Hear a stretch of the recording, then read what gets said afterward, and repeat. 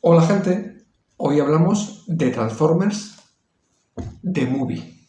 Con vuestro permiso voy a soltar a Optimus Prime.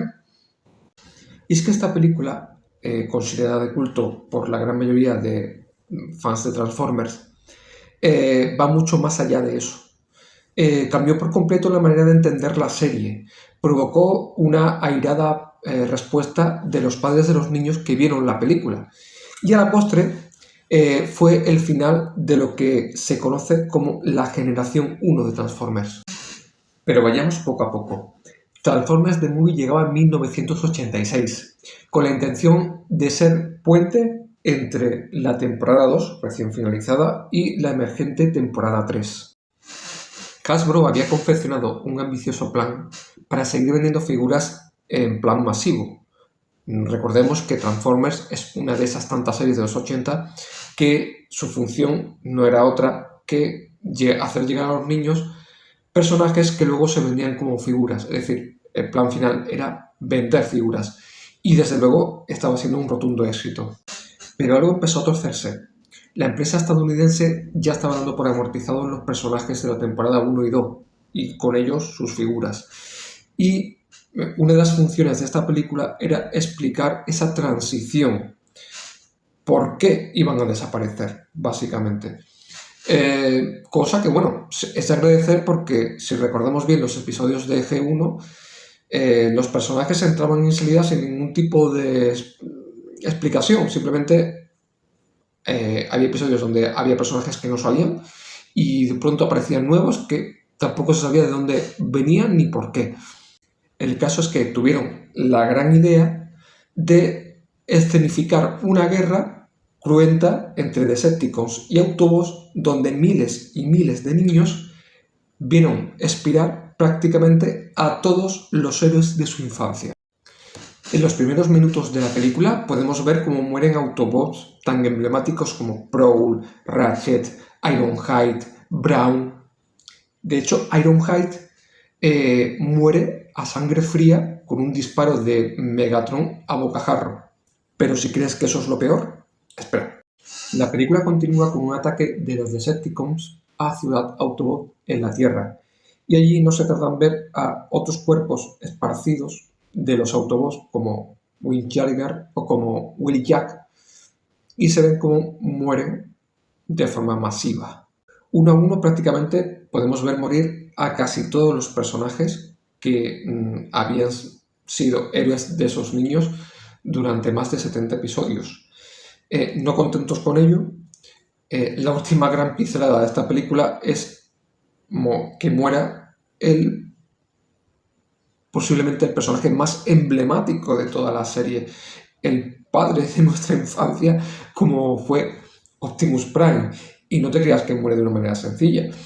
Muere de una forma bastante agónica, con un crío en sus piernas, y además perdiendo por completo los colores azul y rojo que tanto le distinguen. Una vez que ya estamos en contexto, creo que no necesita mucha explicación el hecho de que todo esto acontece porque Hasbro quería meter nuevos personajes y evidentemente todos no cabían. En cambio, Hasbro sí toma una decisión que, a mi entender, no sé si es comprensible, pero cuanto menos es rara.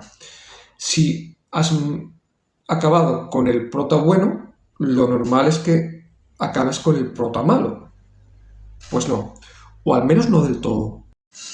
Se decide que Megatron, el personaje antagonista, continúe en la tercera temporada, pero no como tal, sino con un diseño completamente nuevo y, además, con una narrativa aún más oscura. En realidad, esto no se debió expresamente a necesidades del guión. No había necesidad de crear un nuevo personaje a través de Megatron. Evidentemente lo hicieron porque querían tener nuevos personajes que vender. Pero el rediseño concreto sí que tenía un motivo, y era un motivo legal, o casi legal. Y esto es otra de las cosas que rodearon la película, y rodearon también lo que es la serie de Transformers, y que lo hacen muy interesante. Os cuento. Con Megatron surgió una alarma social debido a situaciones que se habían dado en los años 80 en Estados Unidos. Como bien sabéis, el modo alterno de Megatron es una pistola, concretamente una Walther P38. Además, es que el modo juguete en aquella época es prácticamente una réplica exacta de la pistola.